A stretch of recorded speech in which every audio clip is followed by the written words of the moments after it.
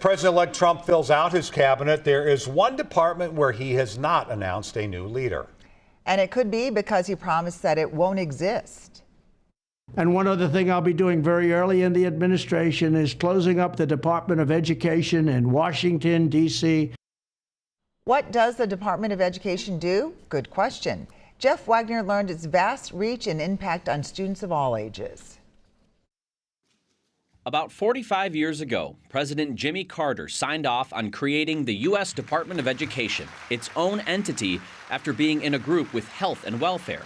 The goal was not to control schools and universities, but to advise and assist. And that the federal government is there, eager to help, to bridge gaps, to consult, to remove problems. The next president, however, feels the DOE is the problem and plans to shut it down. We spend more per pupil than any other country in the world, and we're at the bottom of every list. What does the Department of Education do? It tries to advance educational excellence on a national landscape as opposed to a 50-state conversation, and it tries to level the educational playing field. Nicola Alexander is an associate dean at the University of Minnesota. So in Title I funding, for example, it's a way for the federal government to help states help low-income kids. Last school year, the Department of Ed budgeted $18.3 billion to help students and schools in high-poverty areas meet academic standards. It also budgeted over $14 billion to help states fund programs and education for students with disabilities.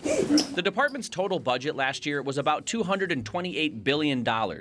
When distributed, federal dollars make up about 8% of a school's budget, with the rest coming from state and local taxes. Does the Department of Education have control over how school districts and states set up their curriculum? It may have influence. I wouldn't say it has control.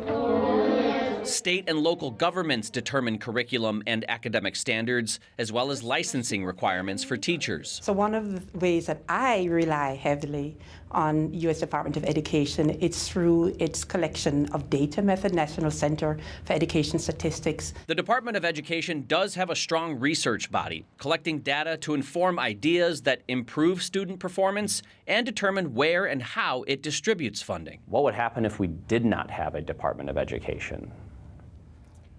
I don't know.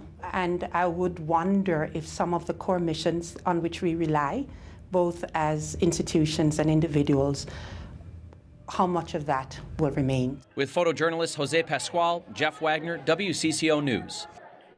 A vast majority of the Department of Education budget, about $120 billion, goes to federal student aid programs, and that includes loans and grants to help people pay for college.